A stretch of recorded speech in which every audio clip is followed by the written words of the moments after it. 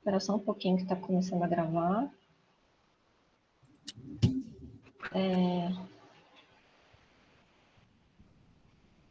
Pronto.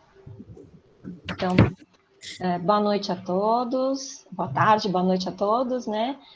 Hoje é dia 22 de fevereiro, já é uma segunda-feira. É um prazer poder contar com a presença online de todos nesse final de tarde. A maioria presente aqui ou já foi meu aluno, mas para quem não me conhece, eu sou a Bartira Takeuchi Jinji, eu sou professora de língua japonesa do CEL da Unicamp, junto com a professora Yako Kamine, que também está presente aqui conosco. Né, nós estamos muito felizes de trazer um convidado especial para palestrar, né, o professor Dr. Masato Ninomiya.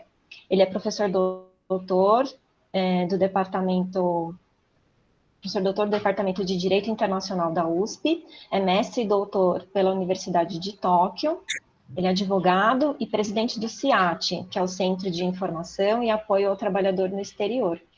Eu agradeço muito, né, o aceite do nosso convite, é uma honra tê-lo aqui conosco, é sempre interessante ter a presença e a fala de professores de outras universidades, para os nossos alunos, né, aprenderem e conhecerem mais sobre o Japão. Aproveito também para agradecer toda a equipe do CIAT, sempre estão abertos a eventos e ideias novas que a gente às vezes pede, né? E sempre tentando ajudar famílias de DKSEG. Esse evento é uma parceria do CIAT com a área de japonês da Unicamp, e aliás, eu e a Yako Sensei, nós tivemos a sorte de trabalhar no CIAT e conhecer o trabalho importantíssimo que eles têm realizado, né, no apoio e no suporte aos trabalhadores que vão para o Japão. Eles oferecem o curso de japonês, que é direcionado para as pessoas que queiram ir trabalhar no Japão, e esse também é um dos itens das atividades que eles fazem como preparatórios, né, para as pessoas que têm interesse em trabalhar no Japão. No canal do YouTube, né, do CIAT, tem vários outros vídeos e palestras, e eles sempre tentam trazer temas atualizados que podem ajudar DKSEGs e seus familiares, então nós orientamos muito, né, para as pessoas se inscreverem nesse canal do YouTube deles. A palestra de hoje, ela vai ter uma duração de 1 hora, e depois o Dr. Masato se disponibilizou a tirar dúvidas. Então, por isso, caso surjam dúvidas durante a palestra, nós pedimos que escrevam no chat, que depois vai ser lido, né, e respondido. Pedimos também que deixem o microfone desligado para não termos problemas de ruídos durante a palestra. E é isso. Dr. Masato, por favor. Bom, boa tarde. É sempre um prazer falar com o pessoal de Campinas, né? E agradeço aí as bondosas palavras da professora Bartira. E, efetivamente, esse é um dos trabalhos, né? Não só como professor da faculdade de Direito e também do curso de pós-graduação da FEFERAGE, né? Então, é um trabalho mais voltado como presidente do CIAT, né? Que tem por escopo, né, fornecer informações úteis, né, para os brasileiros que querem trabalhar no Japão. Bom, por que eu resolvi abordar esse tema, né? É que houve uma época, 2007, final de 2007, em que havia mais de 320 mil brasileiros no Japão, né? E qualquer sociedade, né, com aumento de contingentes, acaba surgindo mesmo, né, problemas criminais, né? Inicialmente pequenos furtos e depois aquilo vai evoluindo, né? Mas, enfim, isso eu vou falar no decorrer da minha palestra. Inicialmente, então, queria começar a falar um pouco sobre o sistema governamental do Japão, né? Como todos sabem, o Japão tem como símbolo do seu povo o imperador. Aliás, queria lembrar que amanhã, dia 23 de fevereiro, o atual imperador Naruhito, que esteve no Brasil já 3 vezes, aniversário dele, né, completa 61 anos. Mas o imperador do Japão é uma figura, como disse anteriormente, é o símbolo do povo, né? Ele não opina na política, né? ele tem funções protocolares, né? Abertura da dieta, inauguração disso, abertura de Olimpíadas, por exemplo, quando for acontecer, né? Então, é um símbolo do povo, né, que impera, né, mas não governa, né? Então, o Japão é governado por um primeiro-ministro, né, e mais 20 ministros, né? E o poder legislativo é composta pela dieta, né? É uma dieta bicameral. Casa dos Representantes, que é a Câmara Baixa, e a Câmara dos Conselheiros, que é a Câmara Alta. É bom não pensar que é o papel do Senado, né? Senado brasileiro, o Senado americano, né? Onde a Câmara Alta, o Senado, tem muita força. No Japão, não. A Câmara Alta, enfim, tem os poderes para discutir, aprovar as leis, etc. Mas, se a Câmara Alta não aprovar uma determinada lei, ela pode ser derrubada com a outra votação na Câmara Baixa. Então, a maioria dos ministros, né, vem da Câmara Baixa. Por acaso, há dois, 3 dias atrás, houve a mudança, né, da ministra encarregada de Olimpíadas, né? E a ministra anterior era da Casa dos Representantes, a nova ministra, Marukawa, é da Câmara dos Conselheiros, Câmara Alta. Bom, e como disse anteriormente, o gabinete é formado por 20 ministros, né? E cada ministro tem sua incumbência, mas além das incumbências, né, que o nome do ministério dá a ele, por exemplo, o ministro das Finanças, além de ser o ministro das Finanças, é encarregado também de outros assuntos de natureza financeira, e também ele é o vice-primeiro-ministro. O ministro da Reforma Administrativa foi encarregado agora de ter a incumbência especial de ministro da Vacinação. O ministro da Reforma Econômica, né, Reestruturação Econômica, já há um ano, ele é ministro encarregado de Covid-19. E aí vai. Então, os ministros não são apenas de um assunto, né, mas ele é encarregado de diversos outros assuntos, com designação especial do primeiro-ministro. O Poder Judiciário, esse que vocês estão vendo aí, é a Suprema Corte do Japão, com 15 ministros, né, e tem 8 tribunais regionais e 47 cortes distritais. Tem até mais, porque, dependendo de província, tem corte distrital na capital e tem algumas cortes distritais filiais, vamos assim dizer, porque a população é grande, o território é grande, então é obrigado a manter esses cortes distritais além da capital.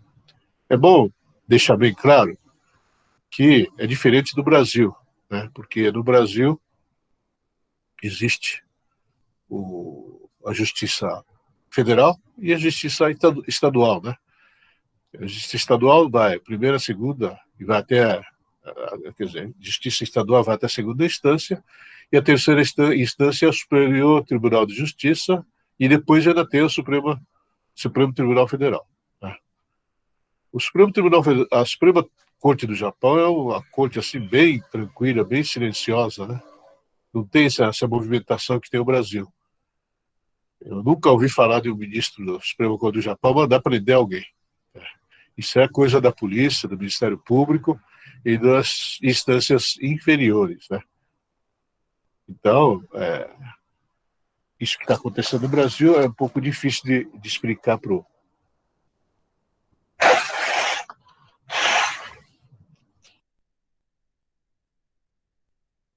os japoneses. Bom, isto posto, preciso falar da polícia, né? Como é que funciona a polícia? A polícia no Japão, tem como o responsável, a nível nacional, o ministro-chefe da Comissão Nacional de Segurança Pública. Ele é um civil, um deputado qualquer, né? Mas ele tem como seu braço de atuação a Agência Nacional de Polícia. São 8 mil efetivos, né? Dos quais 5 mil são funcionários civis e 3 mil são policiais de uniforme, né?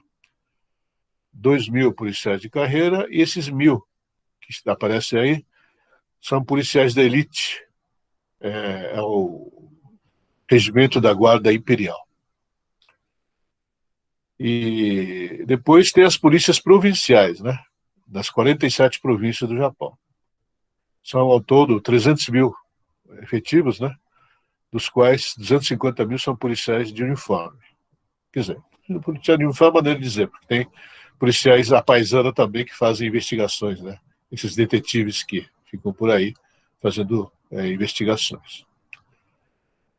E a estrutura maior é a Polícia Metropolitana de Tóquio, Keisho, 45 mil efetivos. O menor de todos é a Polícia da Província de Tottori, com 1.300 funcionários e policiais.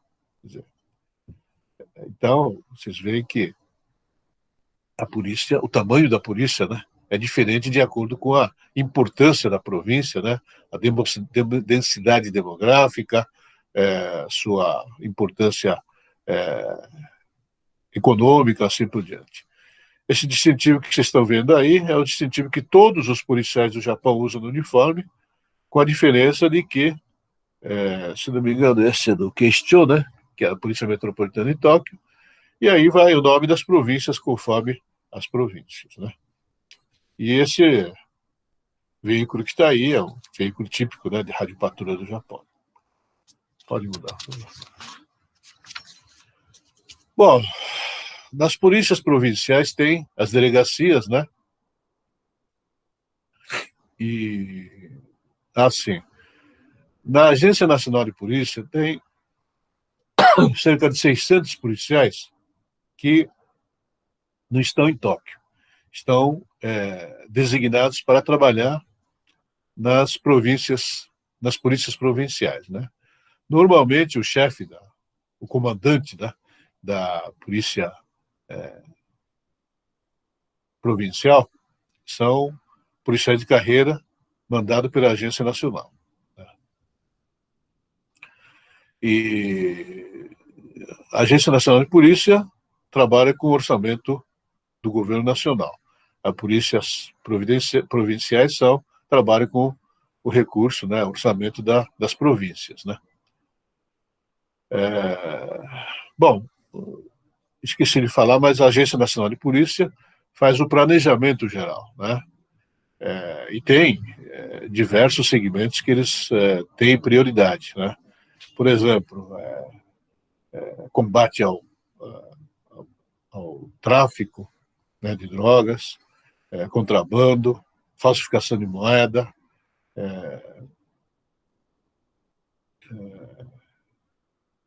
contatos, né, com as polícias de outros países, inclusive a Interpol, né?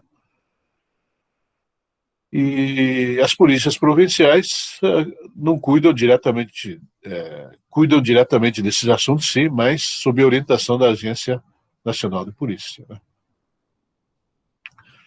E tem as delegacias de polícia, né? Cada uma das províncias tem o chamado Koban. Koban é essa aí que vocês estão vendo aqui na fotografia. É um posto policial pequeno, né? De 1, 2 ou 3 policiais, né?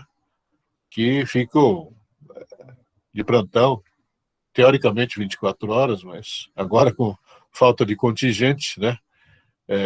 Muitos deles fazem rodízio, né? Então, e depois tem esse tipo de comando também nas ilhas, né? E aí são onde funciona um policial e o próprio comando é a casa deles, né? Bom, pode mudar, por favor. Bom, aqui vocês estão vendo o que um policial carrega, né? Uma coisa que é importante saber é que a polícia do Japão, diferentemente de outros países, né, não ficam atirando à torta e à direita. Né? Tem uma estatística interessantíssima aí, que no ano de 2005, a polícia de todo o Japão teria disparado 16 tiros. Né? 16 tiros aqui no Brasil, acho que em questão de minutos, né? Numa batida qualquer já dispararam. Mas no Japão, não. Cada tiro, até mesmo nos treinamentos, é controlado um por um, né? E cada tiro que der, o policial tem que fazer relatório de para que atirou e por quê. Né?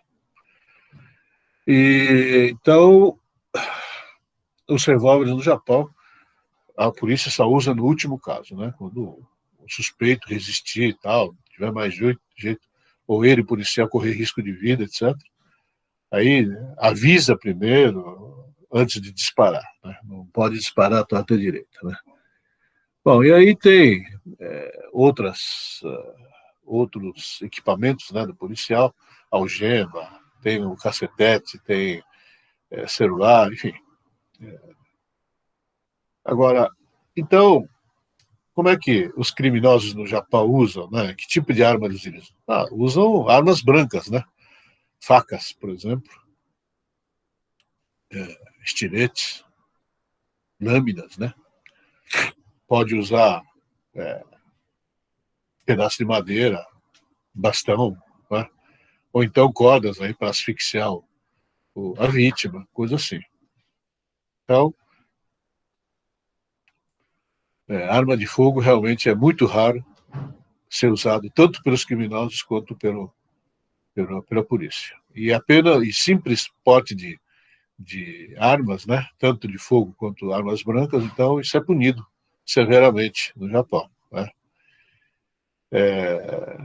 Houve um caso aí de um expatriado japonês que resolveu voltar para o Japão, levando o revólver que ele comprou aqui no Brasil, foi pego na alfândega e, bom, as consequências foram muito desastrosas para ele, né? Perdeu até o emprego por causa disso.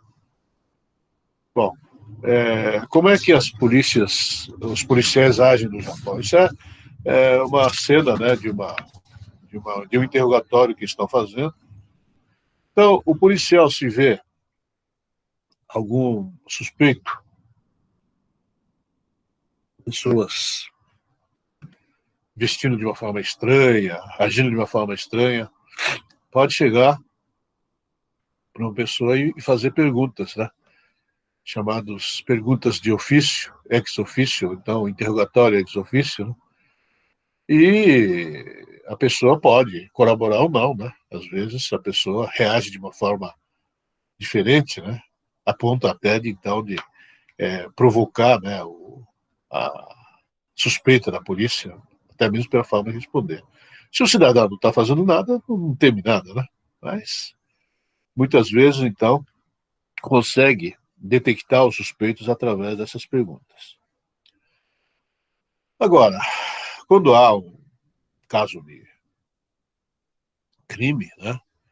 Então, isso pode chegar através das denúncias e tal, e a polícia começa a fazer essa investigação e se chega a determinado suspeito, então pede uma autorização do juiz, né, para poder prender a pessoa, né? Agora, é claro que se a policial avistar um assalto, um furto, a ocorrência de um crime, pode fazer prisão, chamado flagrante delito, né? Não precisa pedir autorização judicial. Né?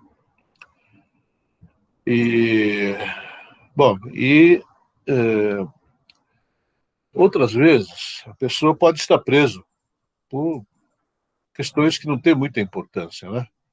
Mas, de repente, com os interrogatórios e testemunhas, etc., acaba descobrindo que a pessoa está envolvida em crimes muito maiores, né? Se ele está preso lá por um pequeno furto, de repente ele participou de um roubo, participou de um homicídio, participou de tráfico de drogas e coisas assim. E, às vezes, por último, né, tem casos aí que o criminoso comete o crime e resolve se apresentar voluntariamente à polícia, né? Olha, tal, cometi tal crime, venha confessar, etc.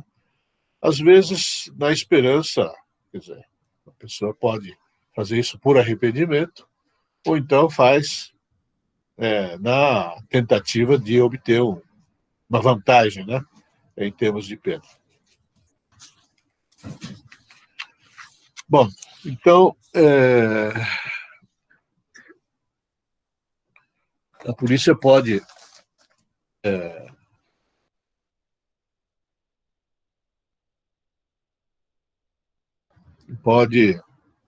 convidar, né, um determinado suspeito a comparecer na delegacia. Convidar, né?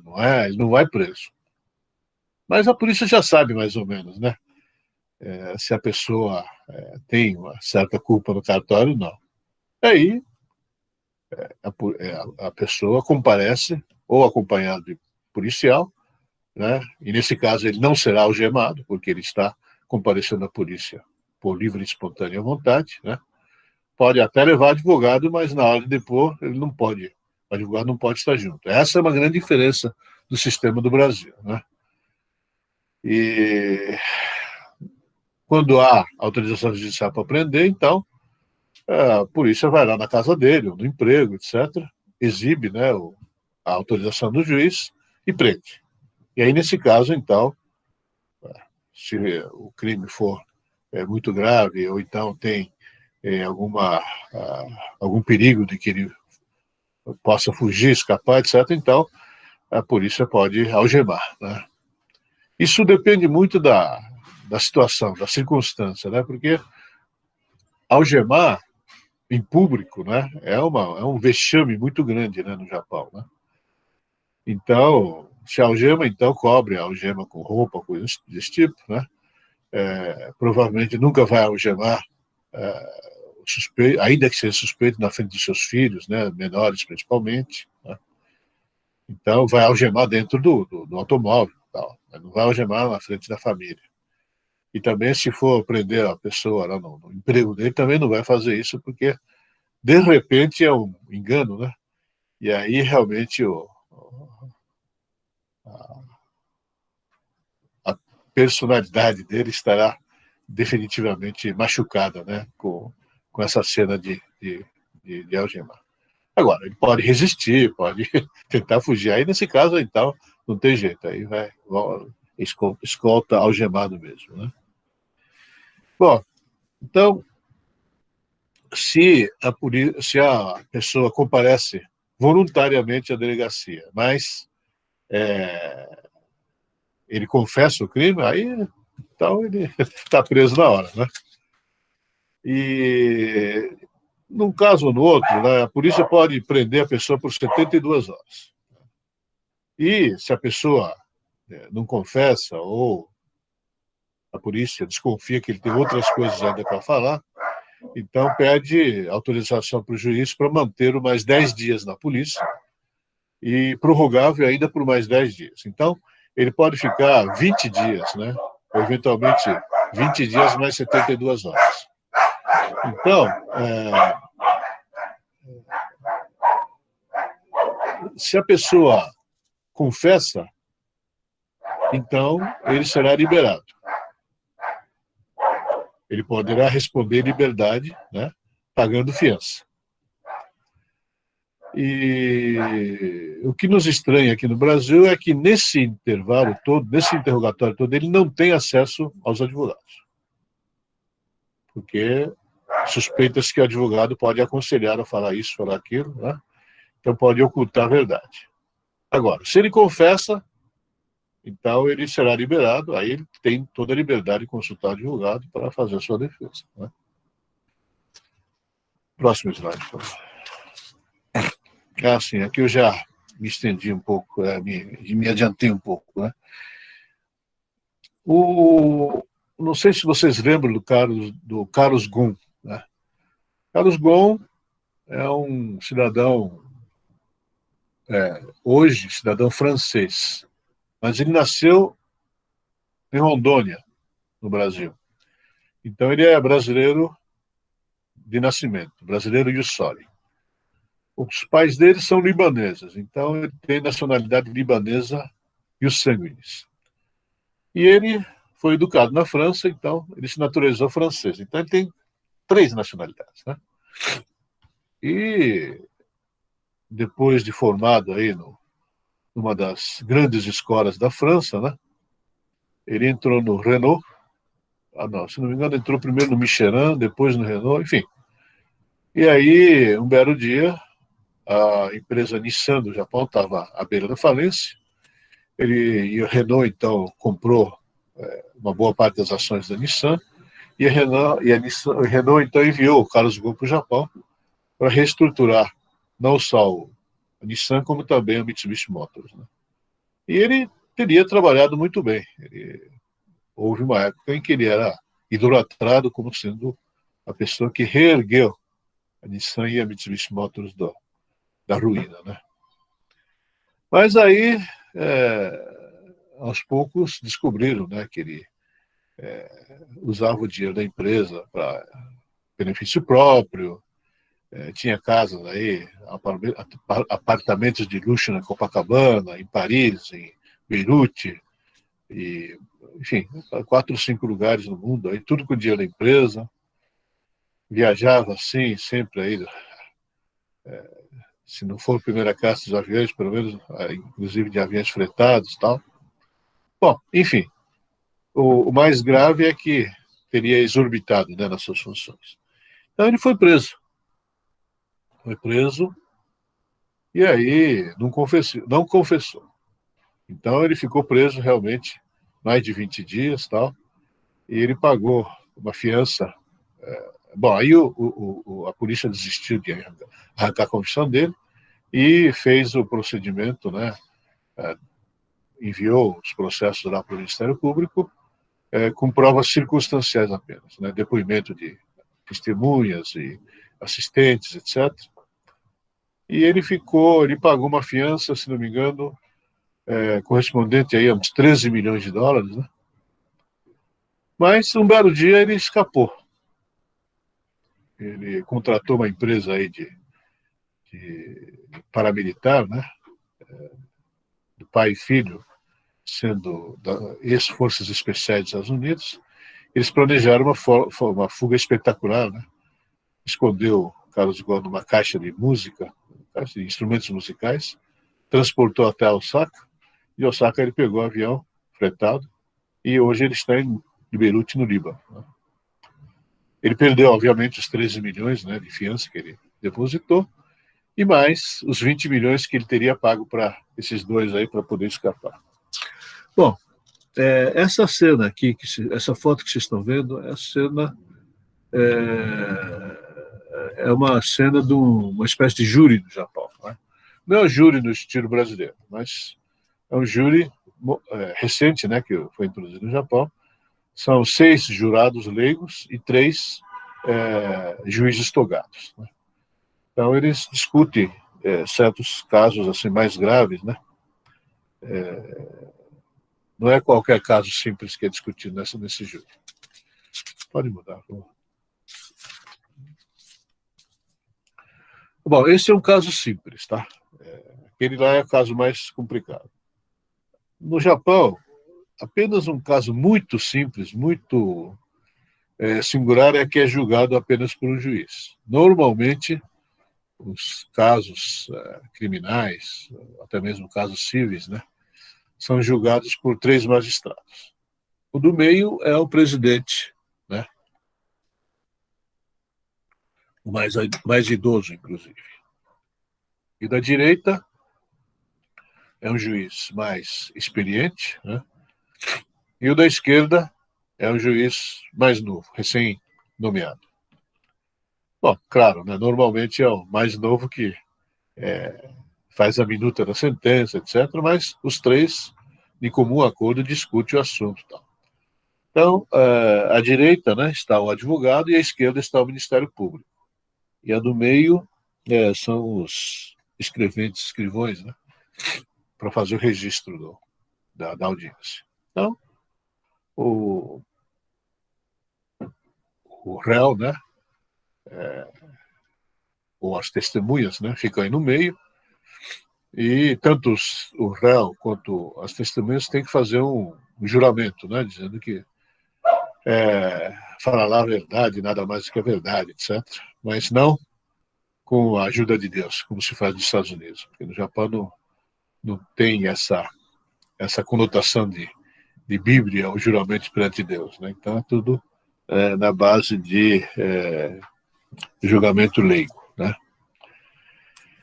Bom, próxima, sim, agora vamos entrar nessa questão dos crimes cometidos por estrangeiro no Japão. Infelizmente, né, quando começou a aumentar o número de brasileiros no Japão, os brasileiros chegaram a ocupar o terceiro lugar, né, no número de criminosos estrangeiros no Japão, né? Primeiro eram os chineses, depois os coreanos e, em terceiro lugar, estavam os brasileiros. Agora, depois os brasileiros começaram a chegar em 1990, né? E nos primeiros 10 anos, efetivamente, havia muitos crimes cometidos por brasileiros. Mas aí, a partir do século XXI, né, a partir dos anos 2000, esses 20 anos, houve um aumento, né, grande da presença de asiáticos, né, no Japão, né?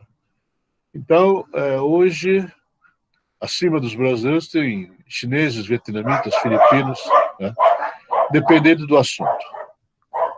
Então, agora, curiosamente, tem certos crimes, né, que os estrangeiros, determinados estrangeiros, se especializam mais, né? Então, os vietnamitas, né, desse caso, né, numericamente são superiores, né? Então, dependendo da nacionalidade, tem nacionais que ajudam os seus trabalhos ilegais, né? Então, seria o caso dos chineses, coreanos, filipinos, e, obviamente, as empreiteiras japonesas, né, ajudam também. Tem chineses que se especializam em falsificação de documentos, né? Cartão de crédito e coisas assim. Tem casamentos por contrato, né? Os brasileiros não fazem muito isso porque não precisam, mas, enfim, tem muitos asiáticos, né, que chegam no Japão com casamentos falsos, né? Quer dizer, esposa de um japonês, ou esposa de alguém, né, que tenha visto permanente no Japão, etc. Mas, na verdade, o casamento não existe. Então, aqui mesmo no consulado de São Paulo, quando o caso é de recém-casados que para o Japão, o consulado faz uma série de perguntas, né? Quanto tempo durou o namoro, se teve noivado, se teve festa de casamento. Então, pede para apresentar fotografias e todos os documentos que comprovem, né, que o casamento seja verdadeiro. Isso porque realmente teve muitos casamentos falsificados por aí.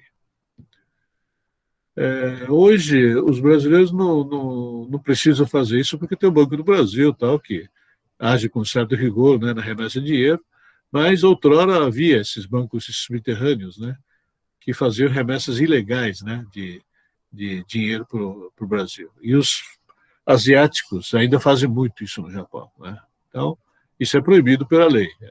Lei de controle de dívidas cambial proíbe que faça isso. E também, não são muitos, mas tem caso de falsas adoções, né? Bom, aqui aquilo que eu comecei a falar anteriormente, né? Crimes com uso de violência, tem os chineses, coreanos, brasileiros, tem crimes de furtos, o pessoal que entra nas casas, né? Aí mais os vietnamitas e chineses, e dizem que esse pessoal de Sri Lanka são mais especializados em furto de automóveis, né? Furto de automóveis e furto de objetos que estão dentro de automóveis, né? E assaltos e roubos de brasileiros, infelizmente, né? estelionato e falsificação de cartão de crédito, como exatamente os chineses. Para um pouco, para um pouco.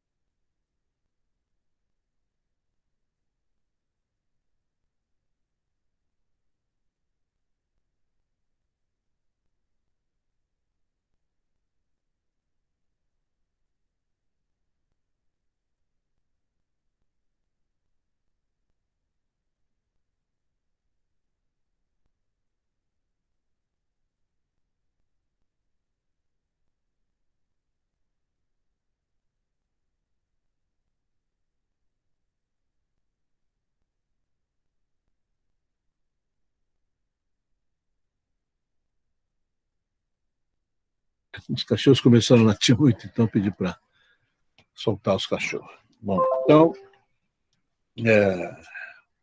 então, tem crimes previstos no Código Penal, né, e tem crimes previstos nas leis especiais.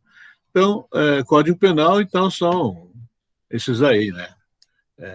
Crime de violência, furtos, assaltos, roubos, estelionato. E leis especiais são lei de imigração, porte de drogas, porte de armas, né? E, enfim, essas leis extravagantes, né, especiais, conforme os crimes, né? Por exemplo, no Brasil, se você é consumidor de droga, carrega um pouquinho de droga, maconha, que seja cocaína, coisa desse tipo, se é para uso pessoal, a polícia não tem como ficar punindo todo mundo, né, nesse sentido. Mas lá no Japão, se você for descoberto portando 0,1 grama, né, de qualquer tipo de droga, ou não precisa ser nem ser droga, mas psicotrópicos e remédios, assim, drogas proibidas, né, aí realmente é preso, tá? Tem que responder ao processo. Talvez, na primeira vez, né, aplica-se o chamado sursis, ou seja, o pessoal, por exemplo, é condenado a 1 ano de prisão, mas tem um sursis por 3 anos. Quer dizer, esse sursis também é diferente do Brasil, né? No Brasil, quando é pena primária e tal, então, deixa de aplicar a pena, né? No Japão também, mas é suspensão da pena, né? Então, se dentro de 2 ou 3 anos, se ele voltar a cometer qualquer tipo de infração, então ele vai ter que cumprir não só a pena daquela nova infração, como também a pena da infração anterior. Bom, e agora, apenas para elucidar, né? No ano de 2018, teria havido homicídio culposo por culpa da polícia, né? 2 casos.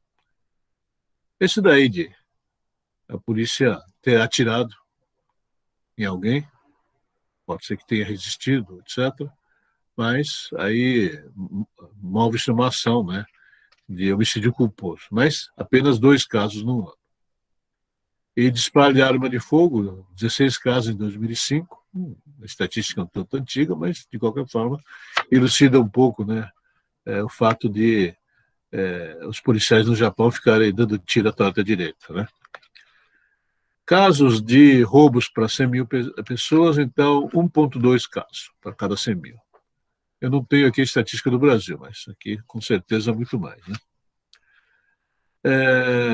O Ministério Público no Japão, no ano de 2019, recebeu 907 mil casos, dos quais cerca de 68% eram casos relacionados a acidente de trânsito.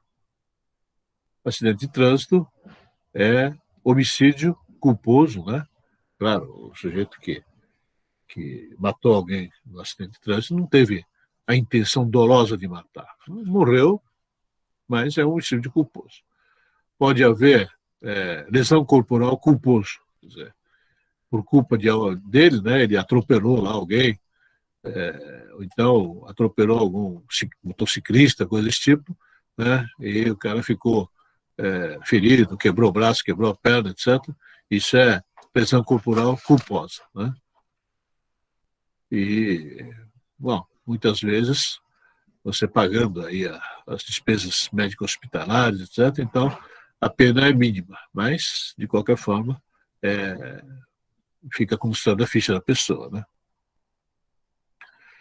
E, sem ser acidente de trânsito, né, houve 290 mil casos, né? Mas 87 mil desses 290 mil são casos de furtos. E como acontece aqui no Brasil também, né, casos de furtos, a polícia não se interessa muito em ir atrás, sabe?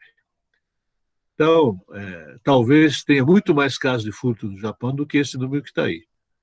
Isso porque são casos em que a vítima dá queixa na polícia, né? E muitos furtos aí a pessoa nem vai para a polícia porque sabe que tem que fazer ocorrência, tem que ficar respondendo a perguntas, etc. E sabe também que a polícia não vai investigar com tanto afinco, né? Bom, quanto a índice de prisão, né, 40% dos casos há prisão, e desses 40% de prisão que são realizadas, né, quase que 100%, 99,5% são de homicídios, né, 87,8% são de roubos e 34% de furtos. Então, aqui tem uma explicação. O índice é baixo pelo fato da polícia não ir atrás de todos os casos, né? Bom, esse aqui é o Carlos Ghosn, que eu mencionei anteriormente, né? Ele está foragido no Líbano, como já disse anteriormente, e o nome dele consta na lista dos procurados pela Interpol. Então, se ele botar o pé para fora do Líbano, se ele quiser ir para a França, quiser ir para o Brasil, ou qualquer outro país do mundo que faça parte da Interpol, ele vai preso. Vai preso e aí o país que prendê-lo vai mandá-lo para o Japão. Ele podia ter vindo para o Brasil, né? E aí responderia processo aqui no Brasil, como muitos brasileiros que cometeram algum crime no Japão e fugiram para cá. Eu não sei por que ele optou pelo Líbano. Provavelmente ele se sente melhor lá no Líbano do que aqui no Brasil, né? Bom, mas depois que a polícia faz investigação, né, a polícia então envia o processo, né, depoimentos e provas, tudo para o Ministério Público, e o Ministério Público tem o poder de fazer a denúncia ou não, né? Aqui pode entrar uma certa possibilidade, né, do Ministério Público, quer dizer, uma capacidade que o Ministério Público tem, dependendo do caso, né, fazer uma denúncia formal ou fazer uma denúncia simplificada. O que é a denúncia simplificada? É uma infração, um delito assim, leve, né, em que a pessoa paga multa e não vai para a cadeia. Então, às vezes, esse tipo de procedimento simplificado que o Ministério Público faz é alvo de discussão, de crítica, né, por parte da imprensa, né? Por exemplo, o primeiro-ministro Abe, né, Shinzo Abe, ele ficou no poder durante 8 anos. E durante o mandato dele aconteceram algumas coisas que o povo, a imprensa não entendeu muito bem, né? Houve caso de um terreno que era o próprio nacional, ou seja, um terreno da propriedade do governo, que foi vendido para uma escola com um desconto aí de 8 milhões de dólares, né? E aí a imprensa descobriu por que um terreno, né, valioso em Osaka, né, teria sido vendido para essa escola, onde a presidente de honra dessa escola era a esposa do primeiro-ministro, né? E, então, a alegação do Ministério das Finanças, né, que era cujo departamento era proprietário, né, desse terreno, disse, não, aqui o lugar era o lixão, né? Então, a escola, para poder construir alguma coisa, tinha que limpar o terreno, tal, então por isso que foi dado o desconto. Mas poderia ter dado um desconto de US$ 1 milhão, mas nunca de 8 milhões, né? E então levantou-se essa suspeita, mas o funcionário subalterno dessa secretaria de finanças lá de Osaka acabou se matando e o assunto não foi para frente. Teve outro caso de uma faculdade de medicina veterinária que foi autorizada a funcionar no lugar que já tinha outras faculdades. Então, desconfiou-se que este dono da escola conseguiu essa autorização porque era amigo do primeiro-ministro. Também não deu em nada. E, finalmente,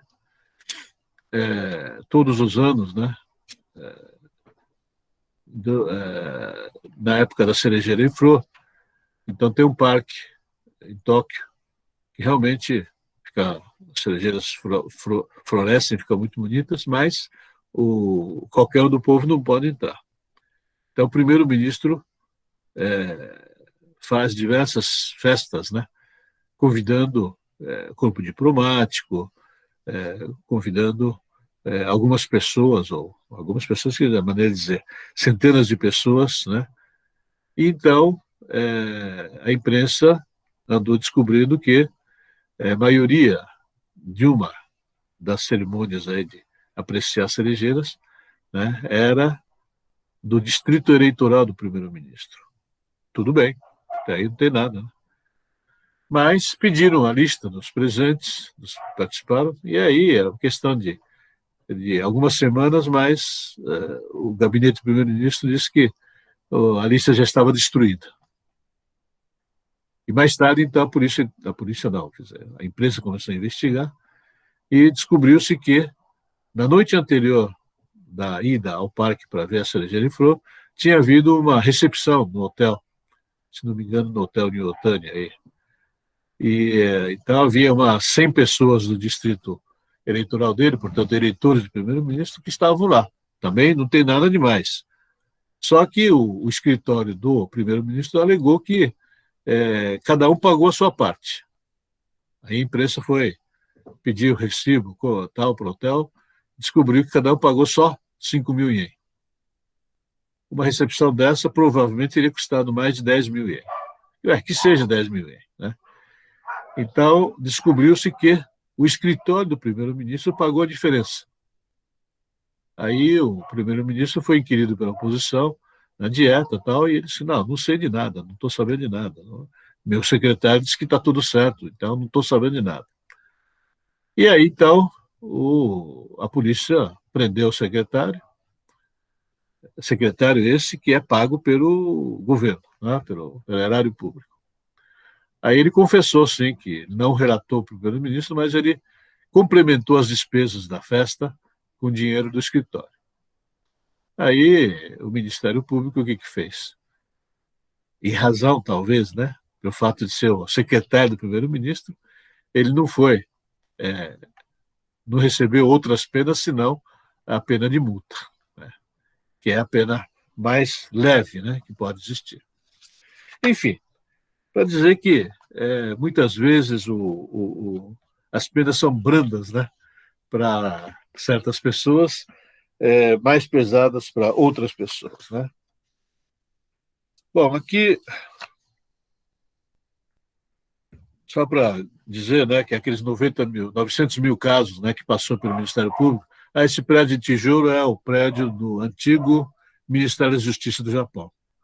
Hoje funciona como museu, né? O Ministério da Justiça mesmo é esse prédio no fundo, esse prédio moderno, né? Esse prédio de tijolos, né, estilo inglês, do início da era Meiji, né? E funcionou como Ministério da Justiça até o final da guerra, né? Até a década de 50. Bom, então, desses 900 mil casos aí de 2019, né? Então, 81 mil casos, 8,9% denúncia do Ministério Público da Justiça, né? E, como disse, a admissão de culpa com pagamento de multas é 22,2%, 200 mil casos. Casos de não denúncia. Isso aqui que é o interessante. O Ministério Público tem o poder de não denunciar. É claro que tem que motivar, né? Tem que ter uma exposição de motivos. Talvez o caso seja muito menos grave, né? Mas aqui há sempre perigo de favorecer as pessoas mais importantes, né? Mais poderosas, né?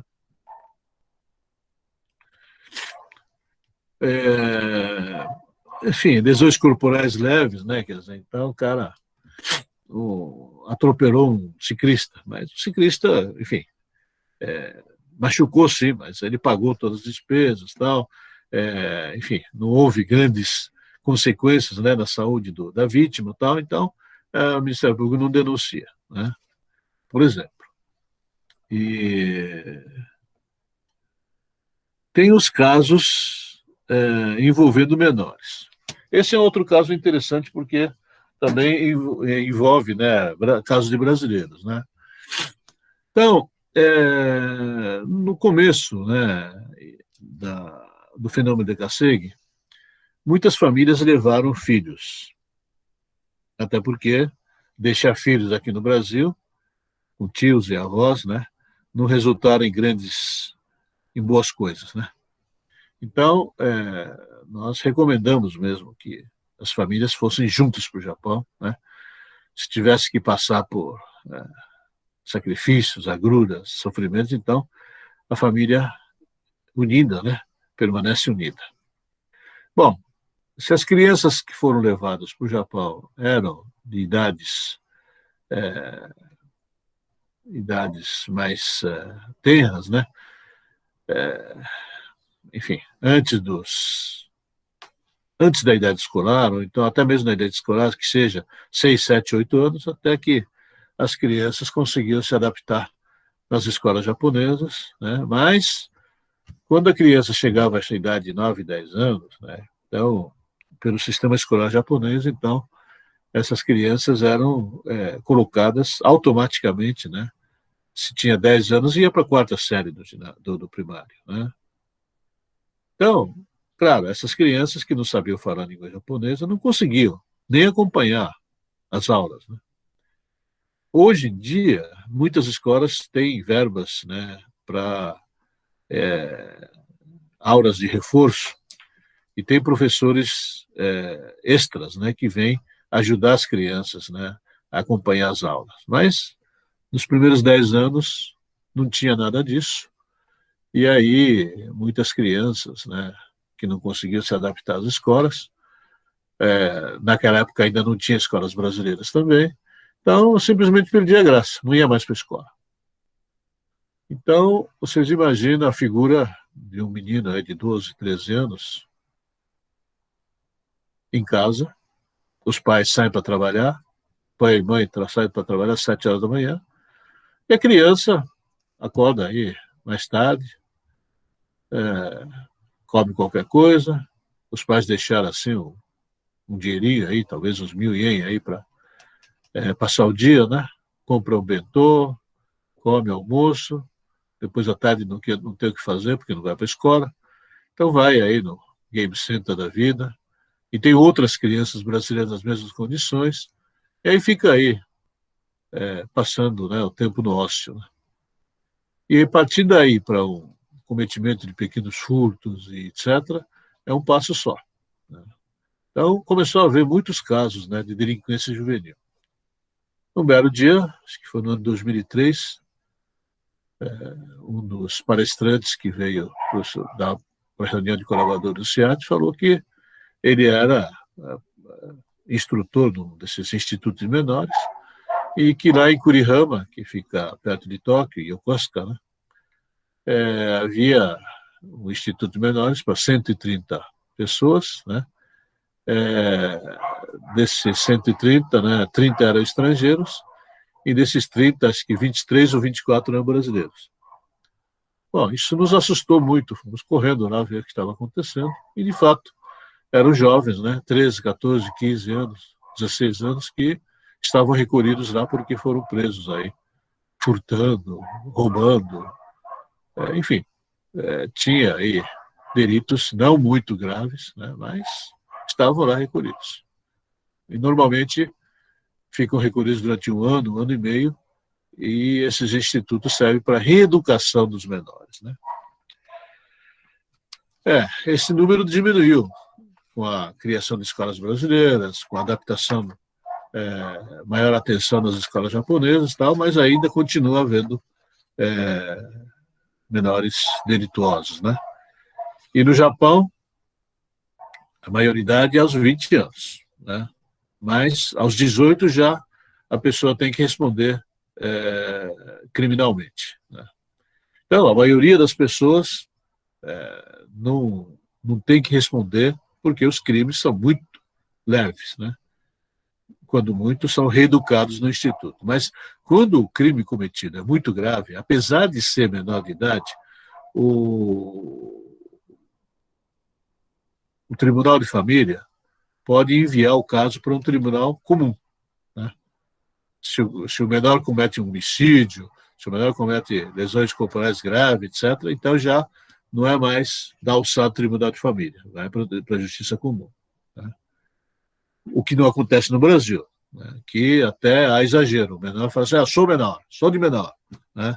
E aí o policial não pode fazer, não pode ter outro comportamento senão conduzir o menor a juiz da infância e juventude, né?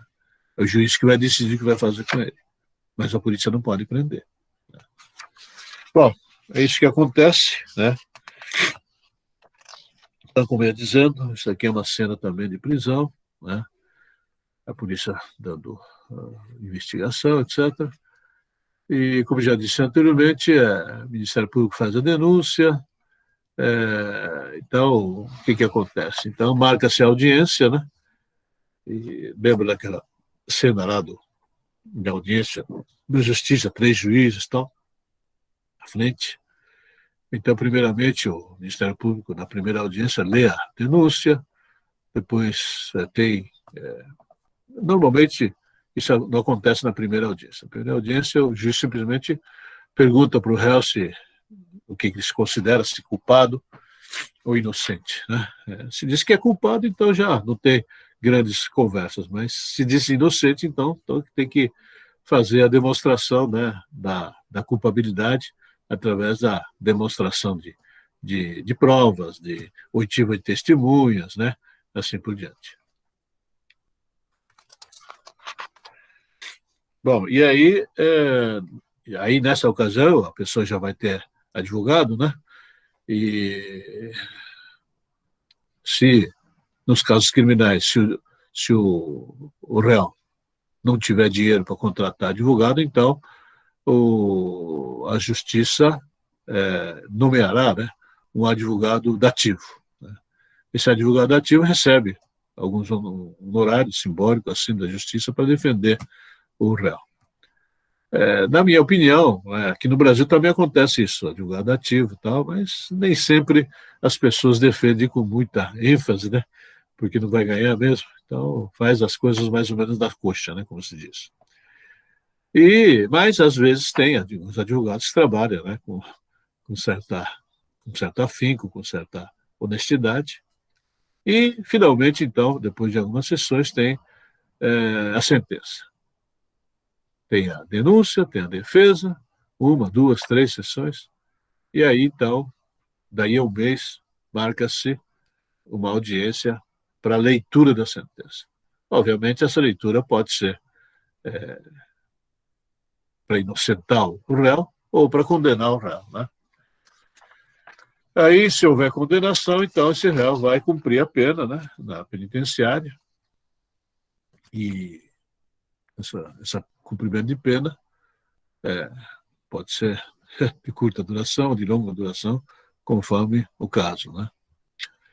Então, que diz, né? Caso de réu primário, porte de droga, no Brasil nem seria crime, né? Mas, lá no Japão, ainda que se reserve 1 grama para uso pessoal, apenas seria de 1 ano e 6 meses, né?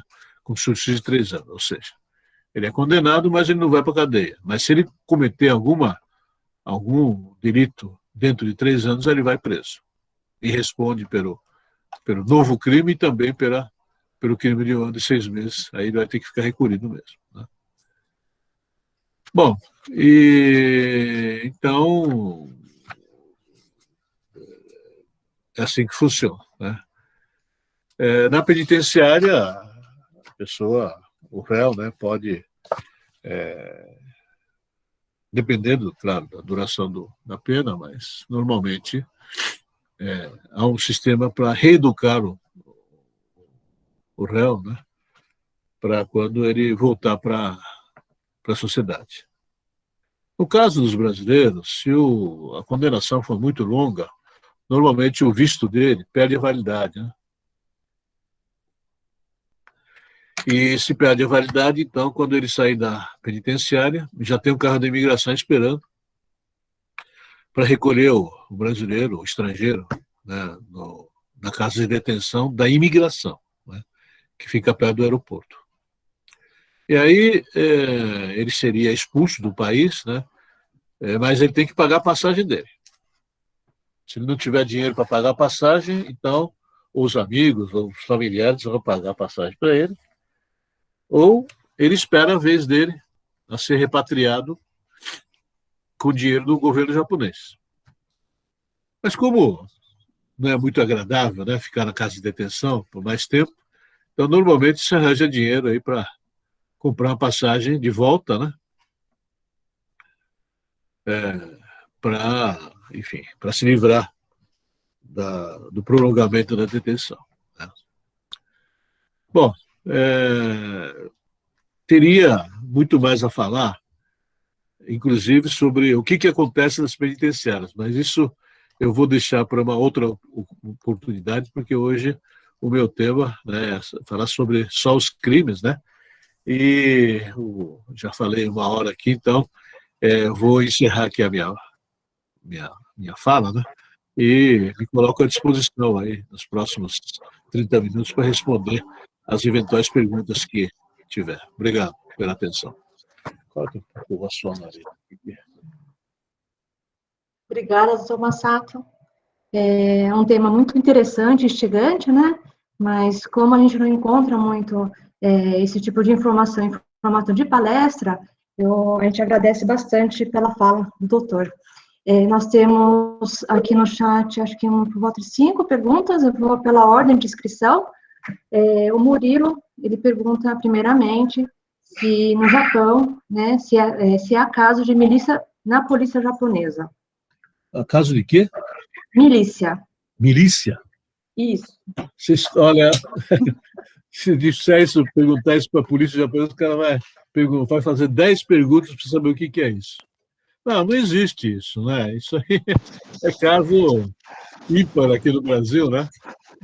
Começou lá com o Brizola, lá no Rio de Janeiro, quando ele proibiu que a polícia subisse o morro, né? Então o morro passou a ter uma polícia própria deles, né? Que é a milícia, né? E que hoje em dia estão tão fortemente armados que ninguém consegue fazer nada, né? Nessa época do Carnaval, vocês viram diversas festas lá no morro, né? E a polícia não tinha nem coragem de subir o morro, porque seria muito mais perigoso para a polícia ir fiscalizando um troço desse.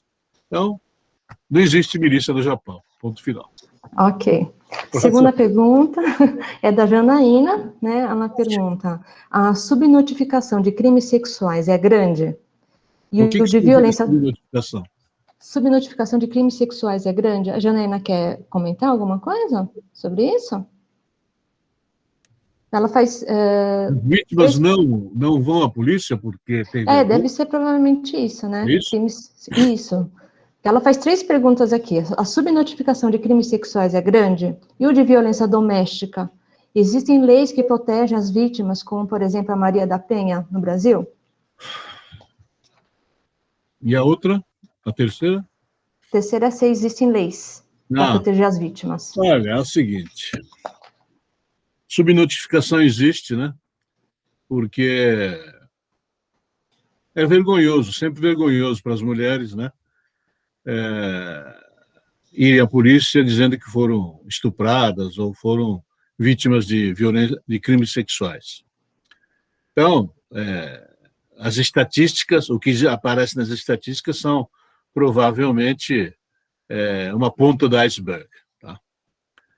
Violência doméstica existe, sim, senhor, e também muito pouco notificadas, porque, primeiro, não existe delegacia de mulheres lá, e muito menos Lei Maria da Penha, né?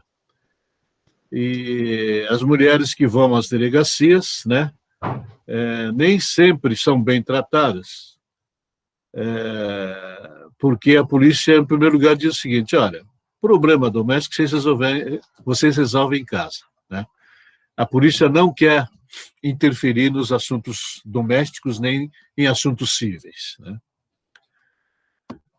Bom, essa tem sido o comportamento assim tradicional da polícia japonesa, mas ultimamente com o aumento também, né, de muitos casos de violência doméstica, então não existe a Lei Maria da Penha, mas existem legislações para afastar, né, os infratores das vítimas, né? Então,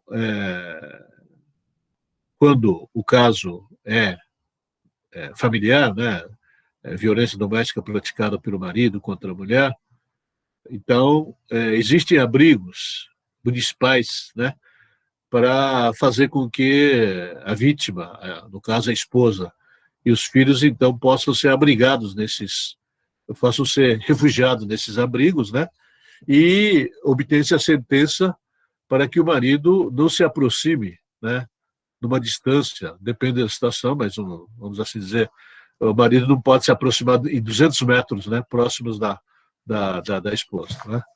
E nesse ínterim, então, a esposa pode entrar com processo de divórcio, etc. Mas se a outra parte não concorda, então tem que ir para o divórcio litigioso. Obviamente isso demora muito, né? É mais ou menos isso. Digamos que as coisas têm melhorado para o lado das mulheres. Não é como no Brasil. Mas no Brasil também é absurdo, né? O caso da Maria da Penha, eu não sei se a colega aí, a aluna, sabe, mas aquilo, a mulher, Dona Maria da Penha, aguentou aquilo 23 anos, né? 23 anos de violência, de maltrato, né? Um belo dia ela levou um tiro, que ela ficou paraplégica por causa do tiro, e ainda assim ela não quis separar, né? Ela, digamos que esgotou a paciência dela quando o marido quis eletrocutar aí no banheiro, né? E aí, então, ela finalmente decidiu entrar com ação, etc., mas o Estado brasileiro, não sei se chegou a absolver, mas enfim, não deu ganho de causa assim 100%, porque faltava provas ou coisa desse tipo, né? Então, a lei é muito, digamos, complexa, né, no sentido de defender os direitos também dos autores, né? E então, o que aconteceu? A entidade que dava apoio à Maria da Penha, então, recorreu à Organização dos Estados Americanos, né, a Comissão Interamericana de Direitos Humanos, tal, então, que condenou finalmente o governo brasileiro a indenizar a Maria da Penha, né, dizendo que o Estado brasileiro não zerou exatamente das culpas dela, dos direitos dela. E no Japão não existe isso pelo seguinte: no Japão não tem nenhum organismo internacional que possa condenar o governo japonês a fazer isso, fazer aquilo, né? Então, no Japão, então, a lei é estritamente doméstica, né? E transita em julgado dentro do Japão, né? Eventualmente, o assunto pode ir até a Suprema Corte, mas normalmente a Suprema Corte não resolve esses casos individuais, né? Então, normalmente, o assunto esgota na segunda instância. Mas, enfim, eu sei que muitas vezes também as providências tomadas pela Justiça não são 100% suficientes, né, para proteger os direitos da mulher. Ok, obrigada. Vou passar para a próxima pergunta, que tem mais inscrições aqui. A Mariana Ramos, ela pergunta se é comum as pessoas que são acusadas de crimes graves se matarem. Ela falou que ela se lembra de ter visto alguns casos com esse desfecho, mas ela não sabe se foi apenas coincidência. Olha, depende, né? Depende. Eu não sei de tantos casos de pessoas que são acusadas de crimes graves se matarem. Por que se matariam? Né? Aquele caso que eu mencionei aí do funcionário subalterno lá do Ministério das Finanças se matou, né? Provavelmente, né, para encobrir os crimes de seus superiores. Né? Agora, tem pessoas, realmente a incidência de homicídio, de suicídio no Japão realmente é alto, né? Mas essa história de pessoas que cometem crimes graves se matarem, eu não sei de muita coisa, não, né? Às vezes uma pessoa, não sei, uma pessoa normal, né, acaba cometendo algum crime, mas eu não sei, não sei em que caso o aluno, a aluna se baseou para fazer essa pergunta, mas não é muito comum, não. Muitas vezes o criminoso ou o réu se mata, né, às vezes envergonhado, né, pelas circunstâncias, né, porque apesar de não, enfim, a lei, né, não culpar ninguém da família, né, mas as regras sociais tendem, né, a discriminar a família também. Né?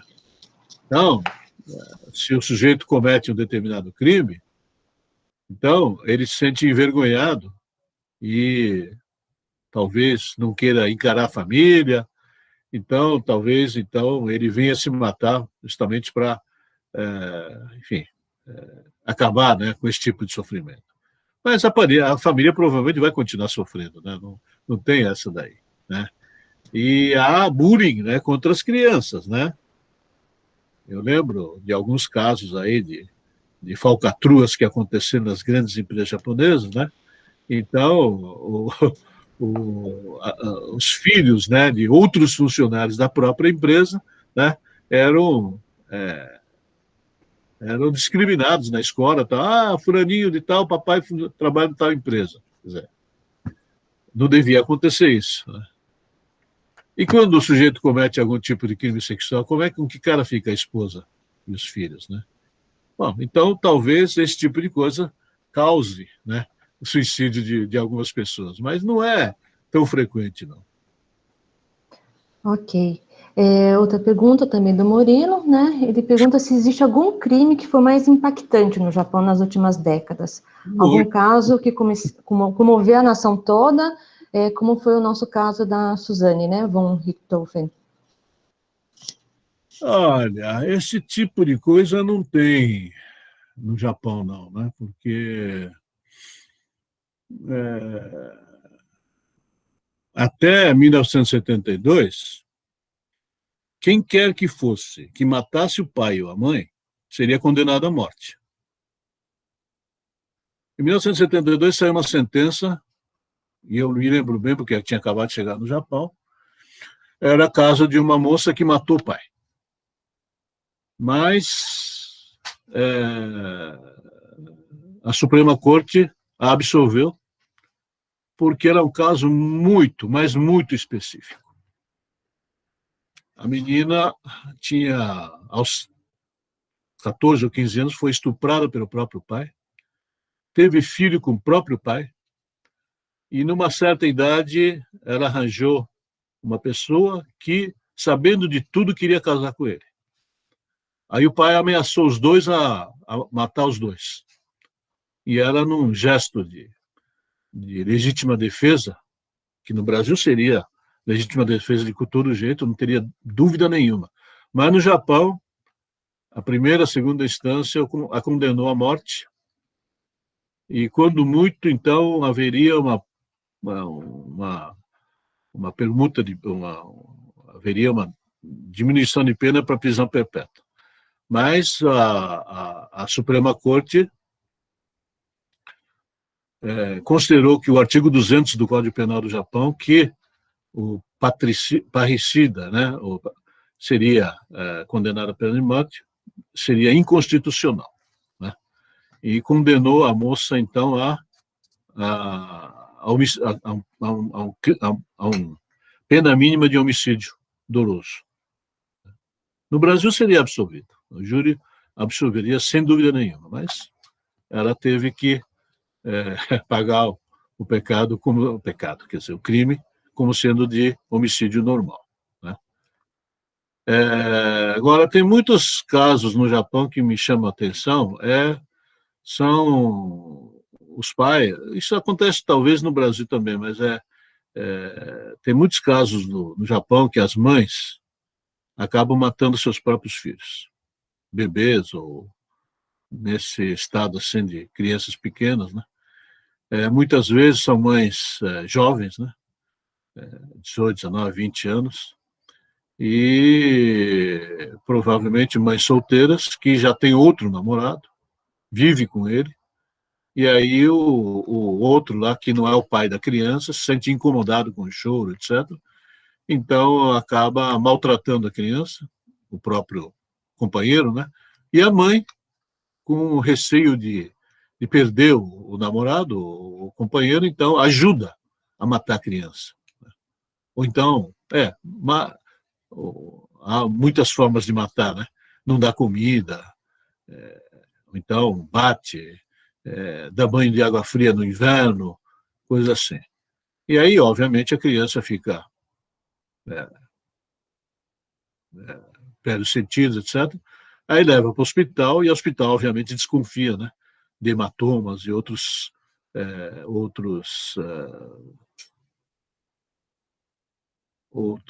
aparências, outras feridas e outras coisas mais que aparecem no bebê ou na criança, né?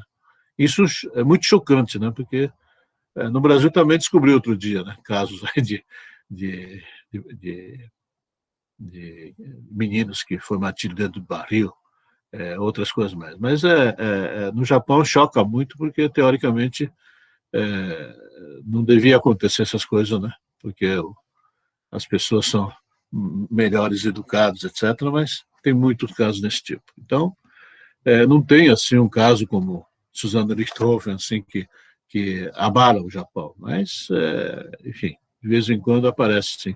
De vez em quando não, aparece com certa frequência esses casos de bullying seguidas de morte de crianças, né, absolutamente indefesas, né? É isso.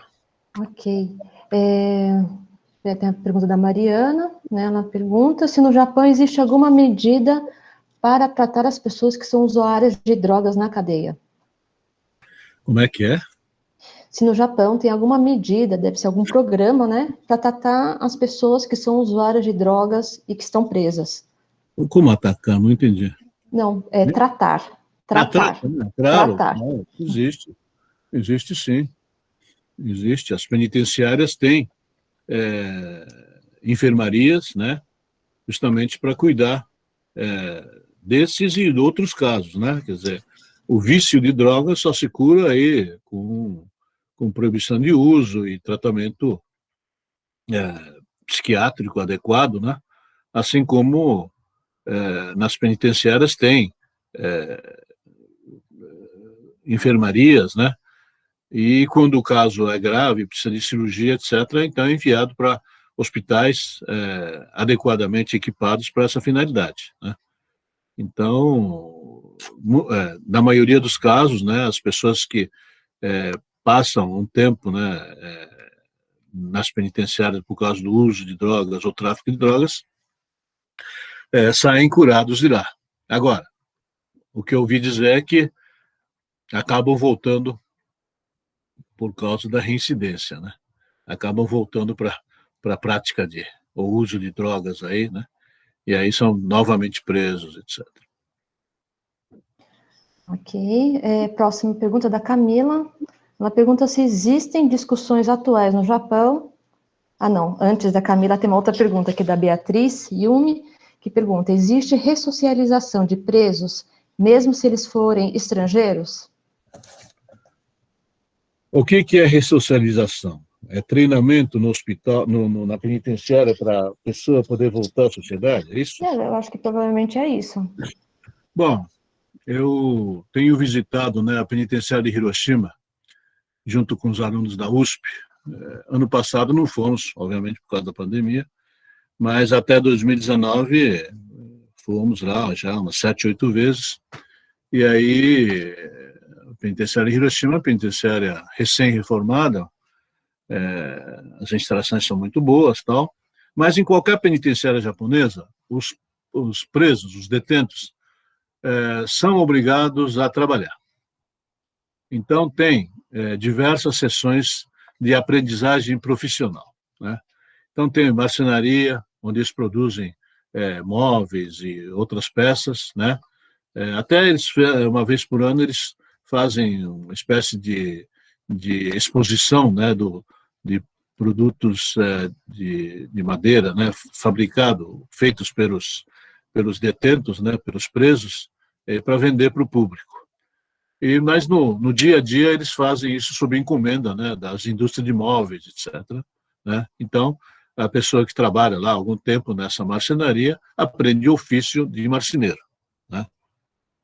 Tem sessão gráfica, por exemplo, onde a pessoa, então, eles têm penitenciário que até imprime, né, provas de vestibulares, né? Então, esses detentos, esses presos, aprendem a profissão, né, de gráfica, né? Tem sessões de oficinas mecânicas, né? Então, no Japão, para você trabalhar como soldador, por exemplo, precisa de licença, né? Então, a penitenciária treina o detento, então, a pessoa a obter o certificado de soldador, né? Ou então, para você trabalhar com empilhadeiras ou caminhões de grande porte, etc., também precisam de cartas, né, especializadas para conduzir esses veículos mais especializados. Então, a penitenciária ajuda o detento, o preso, então, a obter esses certificados, né? Tudo isso ajuda na socialização, né, quando o indivíduo sair da penitenciária, né?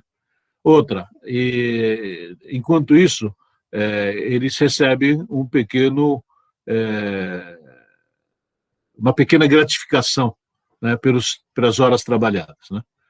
Você sabe que isso no Brasil não é possível, porque, ainda que seja detento, se trabalhar tem que pagar salário mínimo, né? E a penitenciária, o serviço correcional, não tem dinheiro para pagar isso. Então, o que acontece no Brasil? Se você trabalha um dia, desconta um dia da sua pena, né? Isso, quando eu contei para as autoridades penitenciárias do Japão, eles deram risada, né? Porque isso, pela lei, não é possível você reduzir a pena dessa forma, né?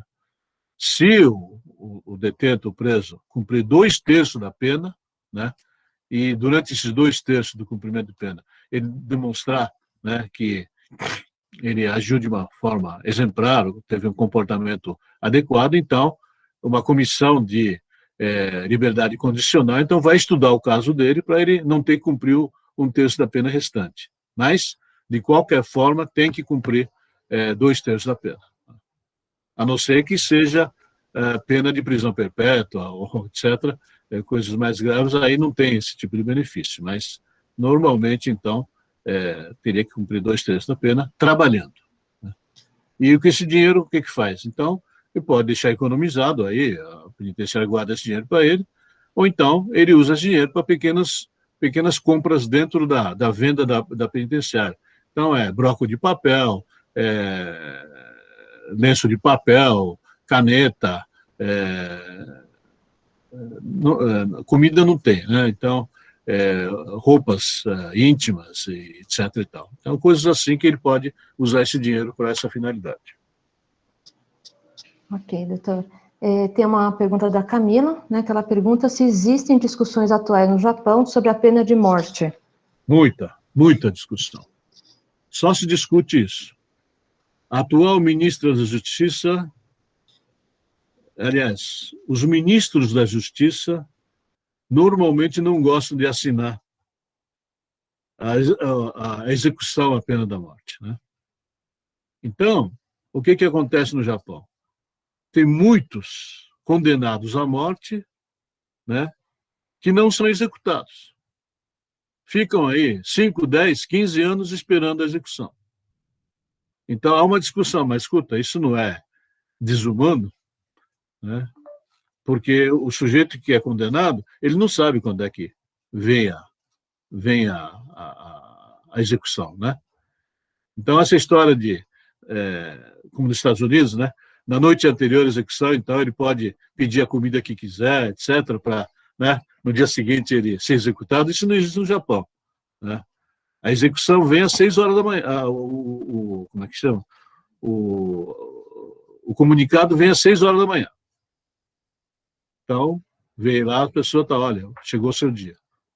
Então, ele pode ter um momento para oração, junto com o sacerdote, coisas desse tipo, mas é isso aí. Mas, como os ministros da Justiça não gostam de carimbar lá a execução, né, então, tem muita gente, eu não sei exatamente quantos, mas tem muita gente que aguarda a execução, né, e alguns deles entram com pedido de reconsideração, né, e às vezes, muito poucos, né, mas uns e outros conseguem o reexame, né, do seu julgamento, né, e recentemente houve um caso aí de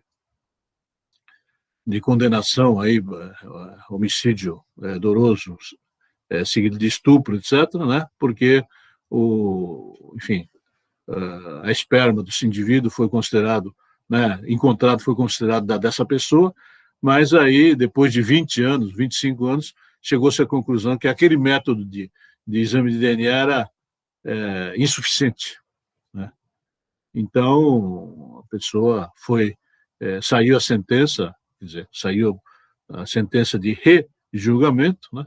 E, normalmente, quando sai a sentença de rejulgamento, normalmente a sentença é de absolvição, né? Aí tem uma grande festa, tal, a pessoa já, às vezes, está com uma idade muito avançada, né? Porque cometeu crime há 20, 30 anos atrás e, de repente, consegue a absolvição. Então, pergunta-se, né, o que teria sido a juventude ou os anos melhores da vida dessa pessoa. Obviamente, em seguida, ele vai entrar com ação civil de indenização contra o Estado, né?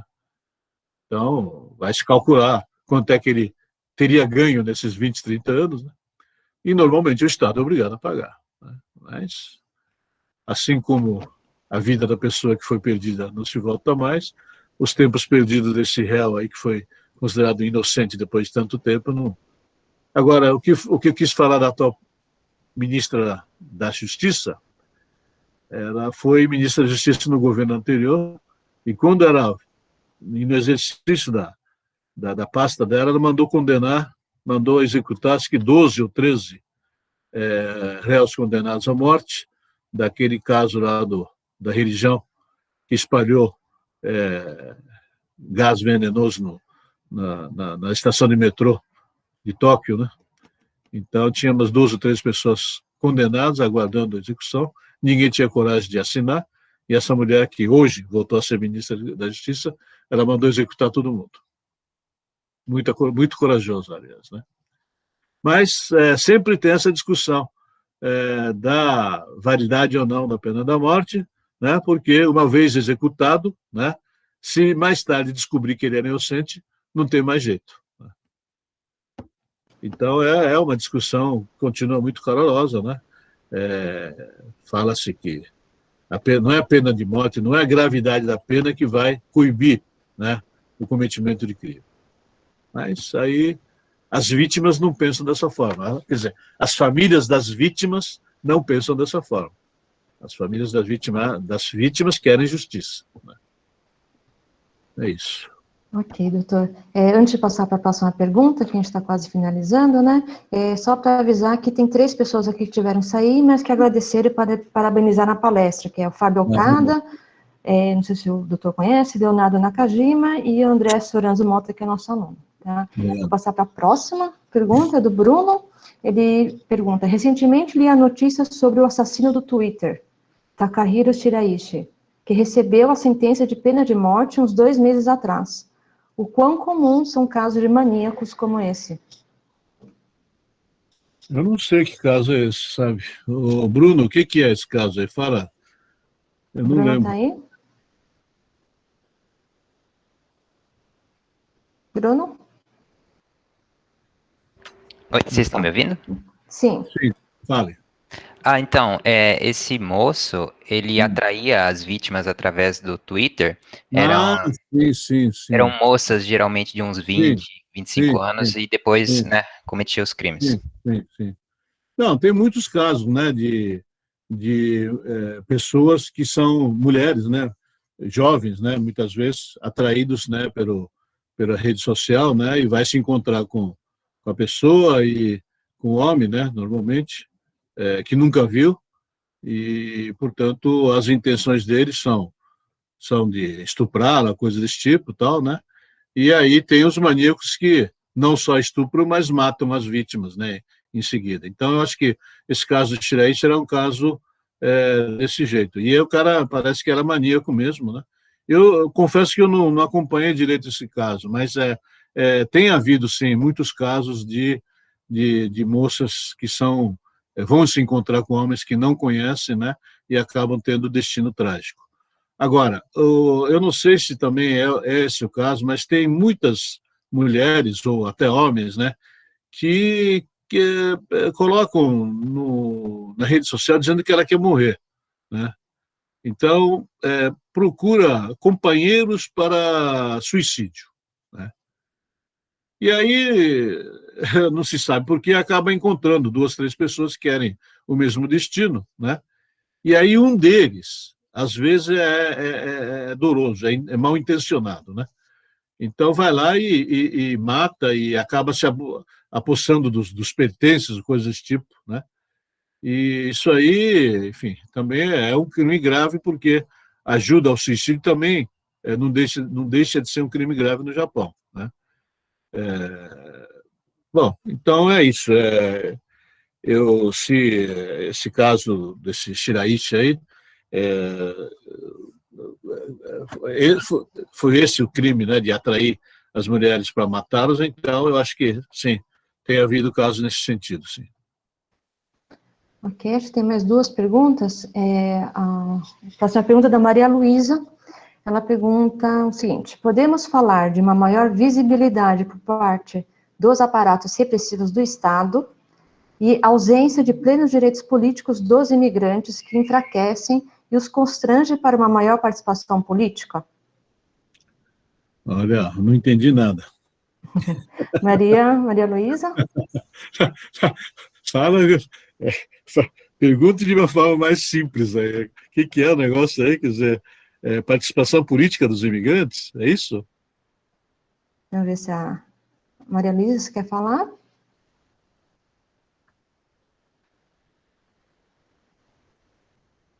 Ela está sem microfone. Tá. Ela está falando aqui. Ela falou que mais é isso, doutor Massato, é falar sobre, então, acho que A participação os política? direitos políticos dos imigrantes, então. Tá bom. Olha aqui, no Brasil, o estrangeiro não tem direito de participação política, né? Não tem. Digo mais, os naturalizados também têm restrições. Eu sou naturalizado, né? Cheguei aqui com 5 anos, moro no Brasil há 67 anos, né? Fui educado desde o primário até a universidade, né? Falo corretamente português, sou professor, etc. Mas a Constituição, artigo 12, fala de que eu não posso assumir certos cargos políticos. Presidente da República, não quero ser, mas, enfim, não posso ser. vice-presidente da República, posso ser senador, mas não posso ser presidente do Senado, posso ser deputado, mas eu não posso ser presidente da Câmara dos Deputados, eu não posso ser ministro do Supremo Tribunal Federal, né? Não é nem presidente, não posso ser ministro do Supremo Tribunal Federal, porque lá a rotatividade é grande, né?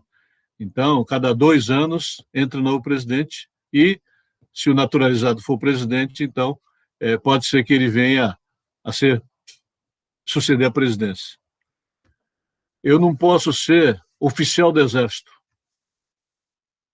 Então, eu posso ser até suboficial, mas eu não posso ser oficial. O meu filho é tenente do Exército. Então, se eu entrar para as Forças Armadas, eu tenho que bater continência para ele, porque ele será sempre o meu superior. Bom, coisas assim. Agora, isso melhorou muito, né, na Constituição de 88. São 12 cargos que o naturalizado não pode ser, né? Quando eu me naturalizei aos 20 anos, havia 50 e tantos cargos que eu não podia ocupar como sendo naturalizado. Os Estados Unidos, que é Estados Unidos, você só não pode ser presidente da República, vice-presidente da República e o porta-voz da Câmara, que são 2 cargos que vêm a suceder o presidente, né? Então, o que falar, então, do estrangeiro? Agora, no Japão, discute-se muito a participação política dos estrangeiros, sim. Por quê? Porque já tem, se não me engano, 2 milhões de estrangeiros no país.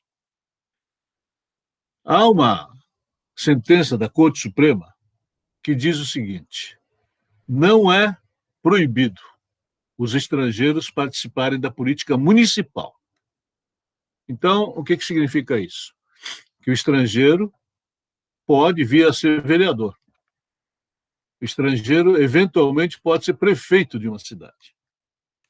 Não pode ser deputado provincial, eventualmente sim, mas não está claro. Nem poderá ser deputado nacional, né? Casa dos conselheiros, casa dos representantes, não pode ser, né? Muito menos primeiro-ministro, tal. Agora, a Suprema Corte do Japão não é como o Supremo Tribunal Federal do Brasil. Chega e manda o Poder Legislativo fazer isso, manda o Poder Executivo fazer isso, fazer aquilo. Não. O Poder Judiciário do Japão prolatou essa sentença dizendo que o estrangeiro pode, mas desde que a lei daquela municipalidade permita isso. Muito bem. A cidade de Oizumi, que é a cidade, talvez, demograficamente com maior participação de estrangeiros no Japão, né? Cidade de Oizumi, da província de Guma, já teve 4 mil brasileiros para uma população de 40 mil pessoas. Então, 1/10 da população era de brasileiros. Hoje, isso diminuiu, mas foi substituído por outras nacionalidades. Filipino, vietnamita, sei lá. Eu sei que a população estrangeira de Oizumi continua 10%. Né? Para você eleger um vereador em Oizumi, precisa de 800 votos. Eu falei, bom, se tem 4 mil brasileiros lá, né? Então, se Oizumi deixasse, né, os estrangeiros a votar, então, de cara, né, a comunidade brasileira poderia eleger uns 3, 4 vereadores. Só que a prefeitura e a população de Oizumi não quer isso. Então, apesar da Suprema Corte dizer que pode, isso não acontece porque a municipalidade não vai prolatar uma legislação que permita a eleição de um estrangeiro, né, na municipalidade. Teria que naturalizar.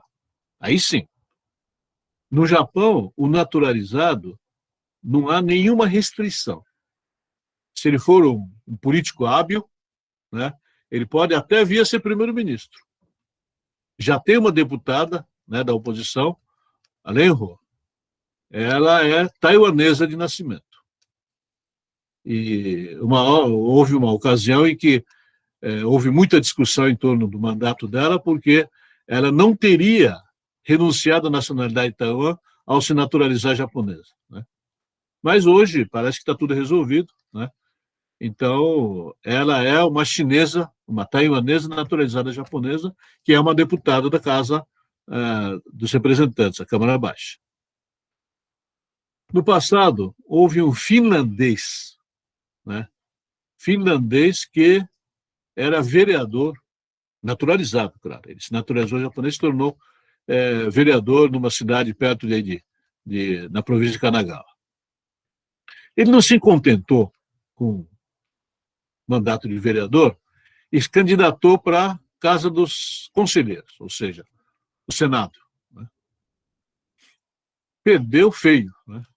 Teve, sei, alguns milhares de votos contra o vencedor, que teve 320 mil votos. Só que, em menos de um ano, o cara que teve 320 mil votos, ele falou assim, não vou brincar com esse negócio, é besteira, esse negócio aí foi eleito, mas isso aí, para mim, não diz nada, e renunciou.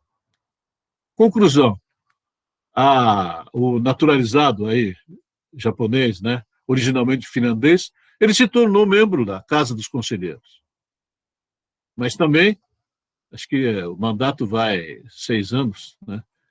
E na próxima eleição não conseguiu renovar o mandato, né? Mas é isso que acontece. Então, estrangeiro não tem vez, mas, pelo menos a Suprema Corte disse, não é proibido. Depende da legislação municipal. Aqui no Brasil é totalmente proibido. E ainda que seja naturalizado, tem certas restrições, né, nos cargos públicos. Antigamente, você não podia ser governador, você não podia ser prefeito, você não podia ser deputado estadual, enfim, 50 e tantas proibições. Não podia ser prático de navio, você não podia ser piloto de avião, você não podia ter aparelho de rádio amador, porque ia se comunicar com o Estado inimigo aí e tal, vendendo as informações do Brasil. Quer dizer, tudo isso é besteira, né? Da época da guerra, do Getúlio Vargas. Mas a Constituição de 88 deu uma enxugada nas proibições, mas continua com certas proibições, né? Coisa que nem nos Estados Unidos tem. Mas tudo bem, cada país é um país, né? Mas voltando à pergunta da nossa colega aí, né? Direito político não tem. Ok. Doutor, a gente passou já uns minutinhos, acho que quase 15 minutos. O doutor pode responder mais uma pergunta ou quer finalizar? Pode continuar aí. Tá. Então, eu vou fazer a pergunta então do Pablo, né? Eu vou tentar reduzir aqui, resumir, mas ele pergunta se o crime de tráfico sexual e de pornografia infantil são crimes majoritariamente realizados por estrangeiros, e como o governo japonês ele vem cuidando desses problemas. É um problema muito grave, tá? Mas não se restringe a estrangeiros, tá? Quem faz isso é o crime organizado do Japão, tá? Mas também tem certos particulares, né? Naturalmente, maníacos sexuais que fazem isso, tá? E aí, independente de ser menino ou menina, então, tal, de vez em quando a polícia faz aí uma prisão desse tipo de pessoa, muitas vezes, ou às vezes, né, não digo muitas vezes, às vezes, né, são professores primários, né, que têm a mania de colecionar fotografias nus, né, dos seus alunos, tal, coisa desse tipo, né. Bom, aí já é doença, né, mas o tráfico, quer dizer, a venda, né, a produção de filmes pornográficos, principalmente de crianças, né, etc., realmente é um problema muito sério no Japão, e a polícia realmente tem procurado reprimir com muita ênfase, né, esse tipo de crime. Mas, volto a dizer, de vez em quando vai os chineses aí, que são presos, tal, mas uma coisa que eu tenho, e eu gostaria de deixar bem claro aqui, é o seguinte: quando começou a aumentar o número de brasileiros no Japão, né, então virou moda dizer que a segurança do Japão estava ameaçada por causa do aumento de número de estrangeiros. Em outras palavras, de brasileiros. Coisa nenhuma, isso não é verdade, né? A criminalidade no Japão tem aumentado com ou sem estrangeiros. Agora, de que tem crimes cometidos por estrangeiros, tá, não tem a menor dúvida que tem. Mas o crime cometido por japoneses também tem aumentado, né? Eu não tenho agora o número exato aqui para provar isso, mas, enfim, eu posso afirmar categoricamente que não é isso. Não são os estrangeiros que aumentaram o perigo, a falta de segurança no Japão. Eu lembro muito bem, quando cheguei no Japão, em 1972, não tinha cadeado nas portas do Kenkyushitsu lá da universidade. Às vezes, quer dizer, nas vésperas, né, da entrega da prova do trabalho, né, o Kenkyushitsu fechava às 10 horas. Né? Falava lá com o zelador lá que dormia lá no prédio, né? Mas olha, eu tenho que entregar o trabalho aqui e tal, deixa eu ficar mais um pouco, né? Às vezes varava a noite, né? Ficava com fome, abria a janela, ia comer qualquer coisa na esquina, voltava. Não acontecia absolutamente nada. Né? Hoje, é tudo trancado. Né? Hospital universitário, a mesma coisa. Né? Então começaram a aparecer gente com vestido de branco, né? Como é que chama aquilo? Enfim, de avental branco, né? Aquilo tinha, então, livre de passagem, ninguém usava crachá nem nada, e começou a sumir dinheiro, começou a sumir coisas lá dos laboratórios, etc. E tal. Não foram estrangeiros. Lá o Kenkyushitsu da universidade e tal, que também tem estrangeiros, mas enfim, não foram os estrangeiros. Houve alguém dentro lá que, né, roubava o dinheiro das gavetas, coisas do tipo, tal, então realmente a segurança ficou cada vez mais rígida, né? E o Japão todo, né? Essa história aí de dizer que você pode perder qualquer coisa que é entregue à polícia, também aquilo virou lenda, né? Porque se você perde uma carteira lá, pode ser que apareça, mas as probabilidades de aparecer são menores do que antigamente. E aí vai, quer dizer, não vai dizer que o Japão é 100% seguro, não. O Japão também aumentou a criminalidade dos japoneses, né? Não por causa do estrangeiro. Reconheço, sim, que tem crimes cometidos por estrangeiro, mas não é por causa disso que vai dizer que o Japão deixou de ser seguro por causa do aumento do estrangeiro. Entendeu? Por favor. Ok, então, doutor, antes de encerrar, né, só um comentário da Beatriz, que ela falou que é apenas um comentário e que não tem a ver com os estrangeiros, mas que o caso Furuta Junko, de 89, também foi chocante. E aí tem um outro aluno, né, é o caso de Furuta Junko, de 1989. O que será? Mas é só um comentário, não é... A Beatriz quer falar? Ela disse que não é exatamente uma pergunta, é só um comentário que fez ela lembrar. Beatriz? Não, qual teria sido esse caso? Beatriz? Ela está aqui. Oi, boa noite. Vocês conseguem me ouvir? Sim. Sim. É um caso de uma adolescente, ela tinha, se eu não me engano, 16 anos na época, ela estava voltando à noite de bicicleta, acho que para casa dela, do trabalho e tal, e aí ela foi abordada por um moço que era adolescente também, e ele fazia parte de uma gangue, ela foi mantida em cárcere privado, foi torturada por alguns dias, e várias pessoas sabiam que ela tinha sido raptada e ela estava sendo torturada, mas ninguém fez nada a respeito. Aí até inspirou, assim, né, a história de alguns filmes, fizeram um documentário também, e quando eu estava lendo sobre o caso, falaram que no Japão ficou muito conhecido e tal. Aí é esse o caso, sim. Bom, sim, eu agora que a dona me mostrou, sim, eu lembro do caso, sim, mas é um caso isolado, né? Não acontece com frequência, quer dizer, ela foi raptada, foi estuprada, assassinada, botaram numa caixa, encheram de cimento, né? Mas enfim, eu não diria que é um caso, né, que possa servir de paradigma aí, né, dos crimes que acontecem no Japão. Ainda hoje, tá? Relativamente, né? Ainda o Japão é um país seguro, né? Então, se existiu esse caso aí da menina que voltava de bicicleta para casa à noite e foi sequestrado e tal, a maioria das japonesas voltam para casa no último trem, né? Chega lá na estação próxima à casa dela, aí à meia-noite e meia, 1h, 2h, 1h30 e tal, e vai a pé para casa e a regra é não acontecer nada, né?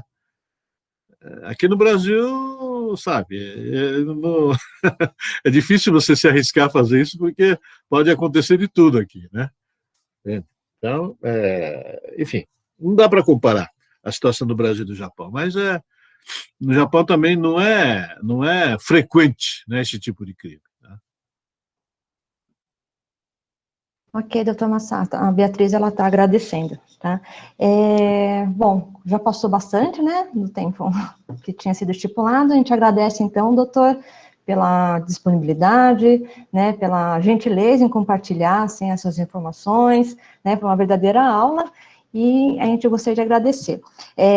Gostaria também que, para o pessoal que está participando hoje aqui, para se inscrever no canal do YouTube do CIAT, né, vocês vão acabar encontrando vários vídeos, assim, relacionados ao Japão, entrevistas, informações, e, inclusive, essa palestra, ela vai estar disponibilizada no canal deles, então, se vocês procurarem por CIAT no YouTube, a gente agradece. Bom, tá? eu já, sim, também agradeço, né, pela atenção de vocês, e já me comprometi com a Bartira, né, de dar outras palestras, né, na medida em que houver necessidade, né. Hoje eu falei sobre crimes de estrangeiros, tal. Amanhã eu posso falar mais sobre, por exemplo, sobre o sistema correcional do Japão, né? Aquilo que mencionei há pouco, né? Como é que funciona as penitenciárias, né? A reinserção social, né? Dos presos, tal. Tudo isso eu posso falar porque eu fui conhecer, pelo menos eu conheço 2 penitenciárias no Japão, né? E eles, enfim, e tem também, eu conheço alguns brasileiros que cumprem penas, né, nas penitenciárias japonesas, né, e tenho entrevistado essas pessoas, e, enfim, não digo que eles estão satisfeitos, né, mas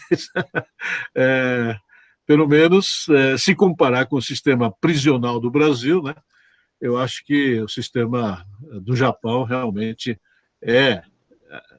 apesar, né, de uma série de problemas existentes e tal, o que os brasileiros reclamam muito é o regime militar das penitenciárias do Japão. Né? Então, o pessoal tem que se locomover marchando, né, de um lugar para outro, sempre em grupo, né? E então, tem que tomar banho aí juntos, né? Enfim, não se toma banho todos os dias, 2 vezes no inverno, 3 vezes no verão, né? E então tem um banheiro grande lá com 50 pessoas lá, tem que tomar banho todo mundo junto, só tem 15 minutos, quer dizer, o banho é um prêmio, não é uma necessidade sanitária, entendeu? Coisas assim, né? E, enfim, tem muitas queixas tal, mas eu acho que pelo menos eles têm uma certa preocupação, né, daquilo que alguém perguntou, que é a ressocialização, né, dos detentos. Bom, então, isso fica para uma outra oportunidade. Então, quando a Batira me avisa aí que eu posso dar essa palestra sobre esse tema. Bom, e obrigado. Nossa, com certeza vai ter bastante aluno querendo saber sobre o sistema prisional e o japonês. Gente, o certificado vai ser enviado por e-mail, tá? Partira, você quer falar alguma coisa? Não, só agradecer mesmo, doutor Masato, pela disponibilidade. E vamos sim conversando para ter outros eventos como esse. Muito obrigada, doutor Masato. Bom, muito obrigado, então. Tchau, tchau. Tchau, gente. Obrigada. Obrigado, professor. Até.